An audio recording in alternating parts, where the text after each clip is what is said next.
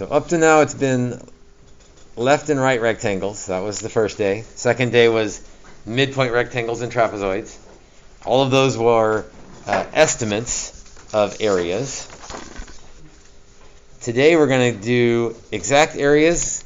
We're still going to use geometry.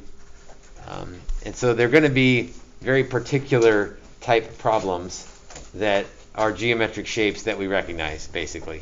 So the name of the game is going to be, hey, I recognize that shape. That's a circle. I know the formula for the area of a circle, so I can do that. So everything today is going to be exact, but it's only going to be shapes that you know. Rectangles, triangles, trapezoids, circles. I think that's it. Like, there's nothing else that is simple enough that we expect you to know. So we sort of transition to exact answers, but we're still using geometry. We're really not using calculus just yet.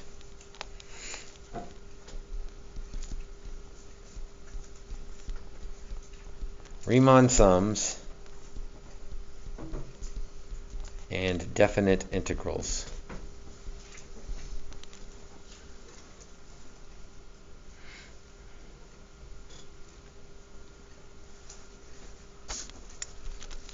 Riemann sums, that sounds fancy, but all that means is adding rectangles. That's all that means.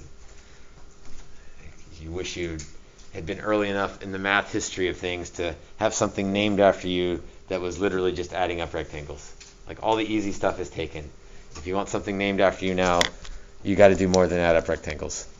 But Riemann got there first, so he gets to call it what he wants. Definite integrals. So we saw this yesterday.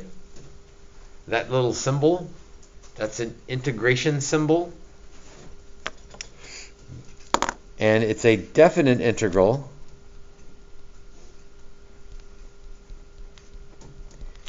if it has limits, if it has a and b right there. If it doesn't have a and b right there, then we're not worried about it yet. Again, this is a section where we got to learn like 6 things before we can kind of put them together. And this means the area under f of x from a to b.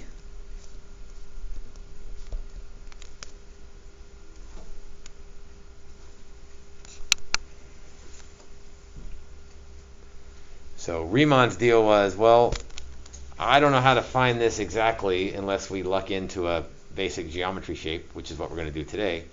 So I'll approximate it with rectangles. That's kind of big picture what we've done in the last 2 days. Today we're going to focus a little more on this side of things and be able to find the area for special shapes. Special meaning they make a shape that you recognize and that you know the geometry formula for.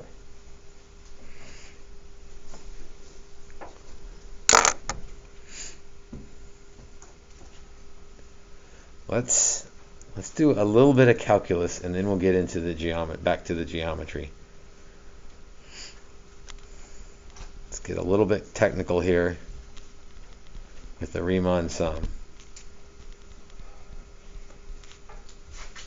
Let f be defined on a to b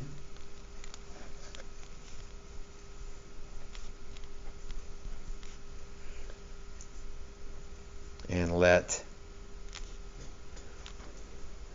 you get caught up because the next symbol might be new. Delta x sub I. Delta x sub I. Well, the I is a little counter. So like which delta x we're talking about? Delta x sub I be the width of a subinterval.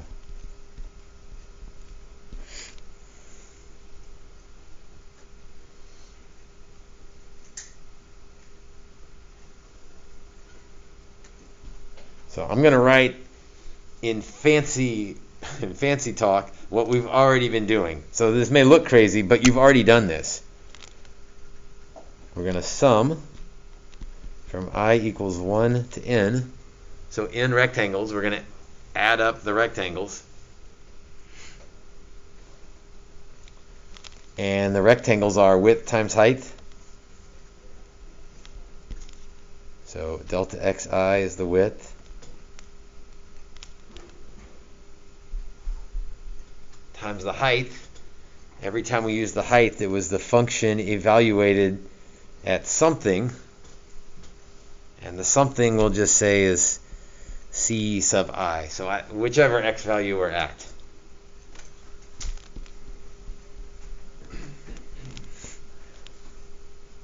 Okay, so that looks maybe crazy or weird, but you've done that 10 or 15 times already.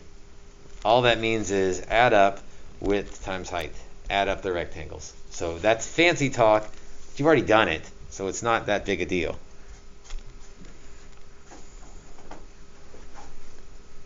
So that's a Riemann sum.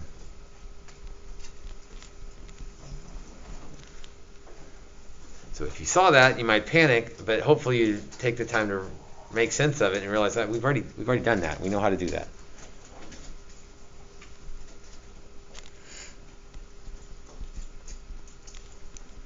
All right, a definite integral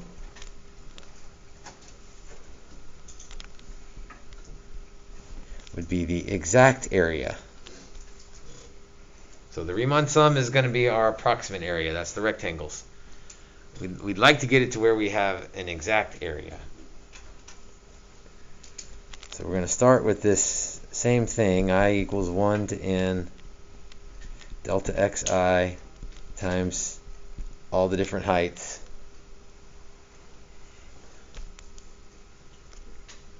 Right now that would be an approximation. Do you remember what one of the things you said was to get a better approximation? Like we said, we could use trapezoids, which put a triangle on top. What else did we say would get us a better approximation? Pardon? Smaller subintervals. Smaller subintervals.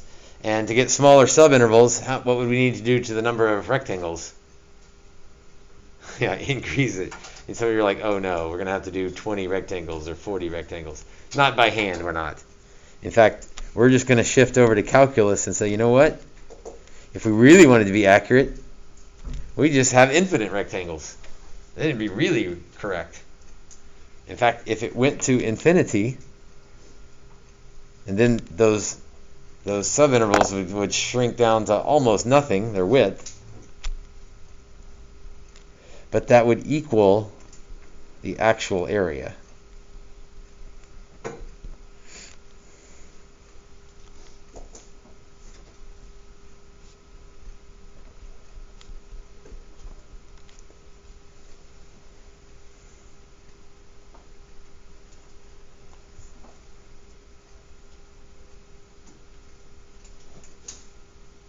Okay, so what we're going to do today is not really the calculus part of this, right? Because how do you do an infinite number of rectangles? Like I don't want to worry about that right now.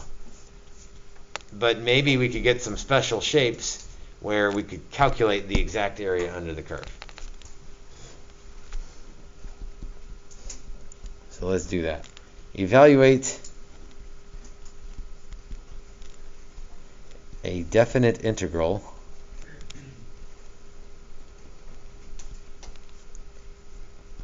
whose region is a geometric figure.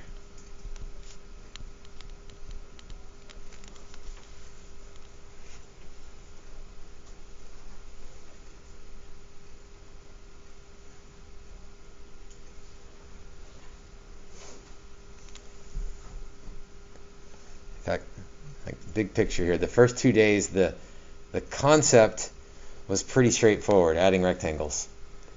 Working the problem was a little bit more difficult because you had to keep track of all the rectangles. Today is sort of the opposite. The concept is kind of tricky, like infinite rectangles, how do I do that? But working the problems is going to be easy because we're going to sort of rig this to give you nice figures. So first 2 days were maybe easy concept but hard problems. Now we've got hard concept, but easy problems. And then starting next week, we'll sort of get hard concept, hard problems. We'll put them together, but one step at a time. All right, the instructions will say something like, sketch the region, because in sketching the region, you'll recognize a geometric figure.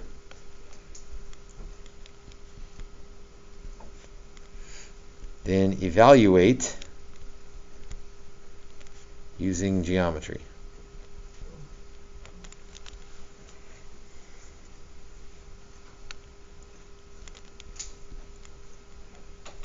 All right, so the integral from 1 to 5 of 3 dx.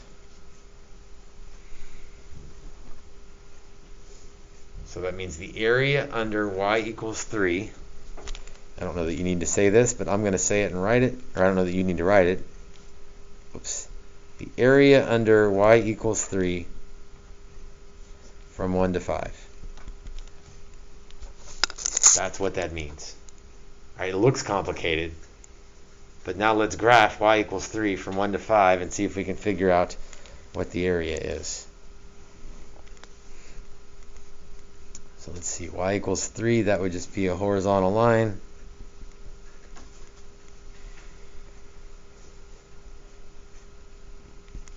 And we want the area from 1 to 5.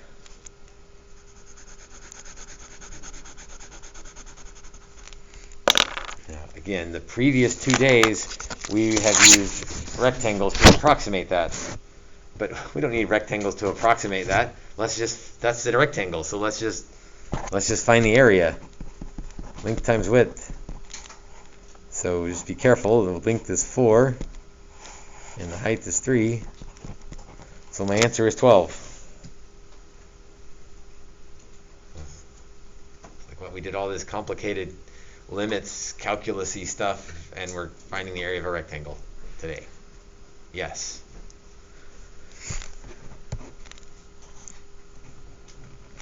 Let's try another one. Obviously that was about as easy as we could make one.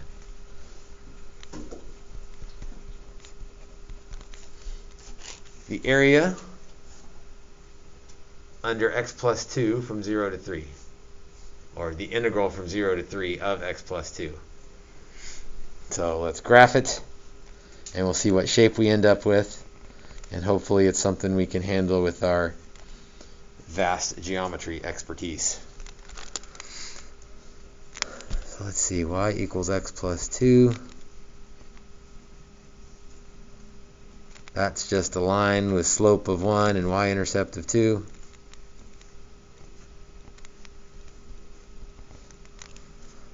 Up 1 over 1. Up 1 over 1, up 1 over 1.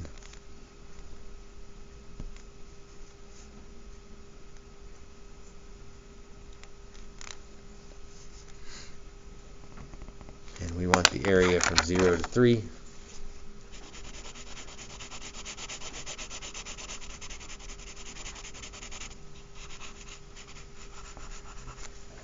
And again, previous days we would divide it up into rectangles and do a left or a right or a midpoint. But on this one, you're like, wait a minute, I don't need to do any of that. I can find the area of that thing, because what shape is that? It's a trapezoid. In fact, we've done the trapezoid rule. So let's use the trapezoid rule with one trapezoid, and we'll get the exact right answer. Let's see, the area of a trapezoid was width times the average of the heights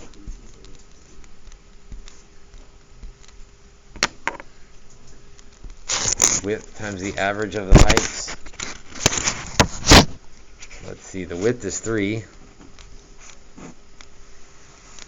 The height on the left is 2. The height on the right is 5.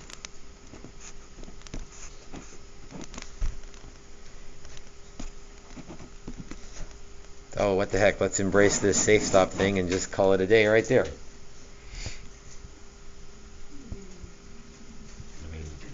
If you go to check it in the back of the book, it's probably going to multiply it out and get 21 halves, but we don't have to do that. Okay, so we're getting exact areas today, but wink wink, these are kind of rigged problems because they're pretty special formulas that land us with shapes that we recognize.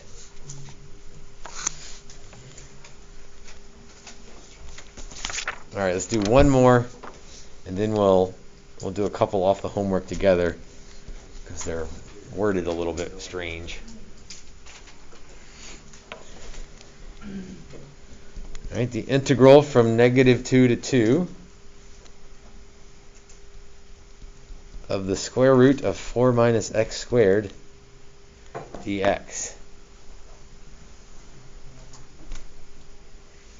His heads are shaking like, wait a minute, we went from rectangles and trapezoids to whatever the heck that is. That's not fair. Well, let's see. So I want to graph y equals 4 minus x squared.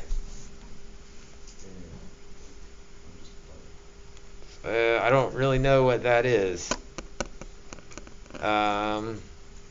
Maybe we could clean things up and move it around to maybe get it to a point we could recognize it. So we're like, nope, don't want to do that either. Square. Let's square both sides. Yeah.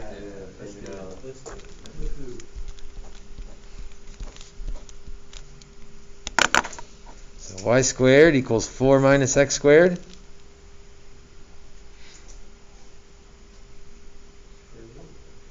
Square root both sides, then we'll be right back to where we started from. I don't want to do that. Be going in circles. We'll just give away the answer. How about we move the x squared over?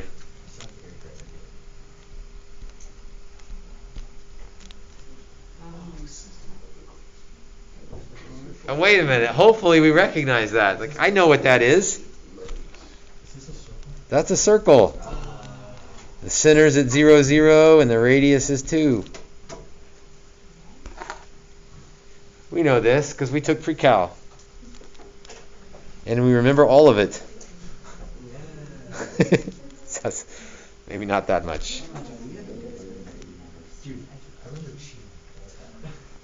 Now, we do need to be a little bit careful here because x squared plus y squared equals 4, that's a full circle. But when we kind of rearrange it to this form, there's not a plus or minus on that, so it's only going to be the top side of the circle.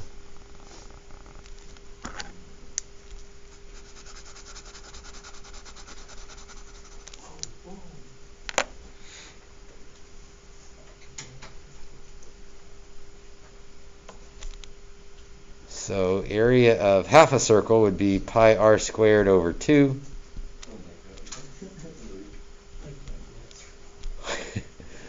Let's see, our radius is 2.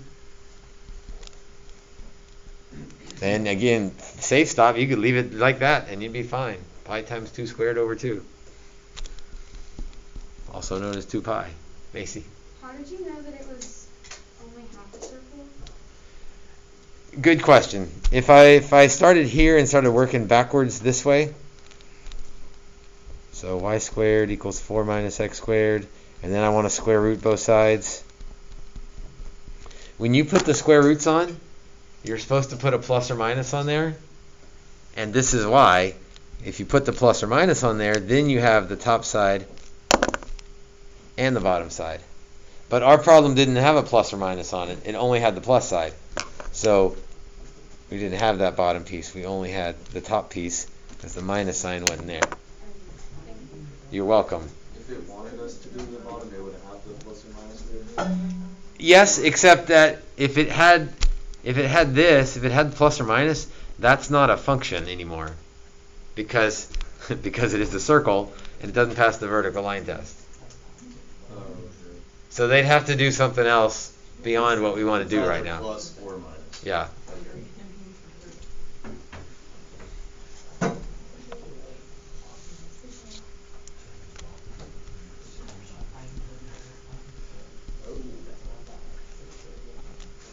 All right, the assignment's page 273, 13 to 31 odd. But I want to look at a couple of those.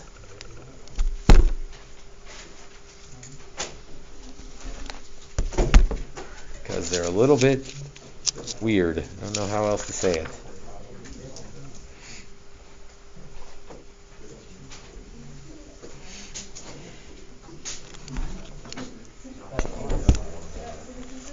All right, the directions on 13 through 21, set up a definite integral, but do not evaluate the integral.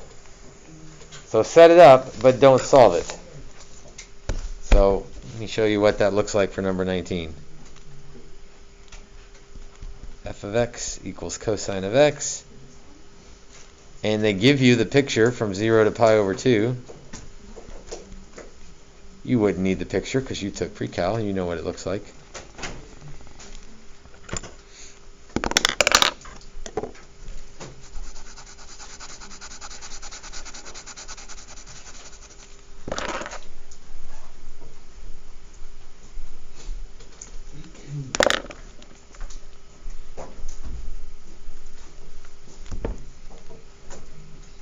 Again, the instructions say, set up a definite integral,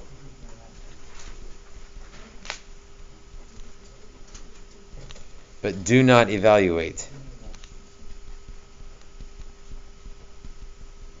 And do not evaluate because we don't know how to evaluate. I don't know how to find the area of that thing. I mean, I guess I drew it like it looks like a fourth of a circle, but it's not. It's the area under the cosine. So that area, integral, yep, you're jumping ahead, that's fine, is 0 to pi over 2 of cosine of x dx. And that is your answer. Like, that's it, because we don't know how to solve that.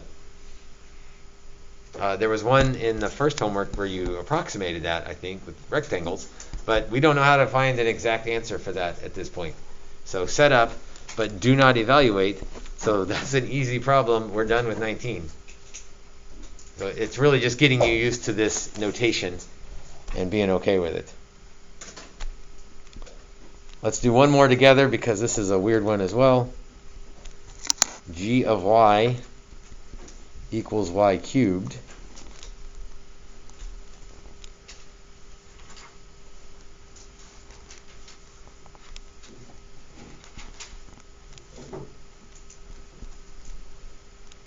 And be careful, look at what the area they want is to the y-axis. We don't do this very much.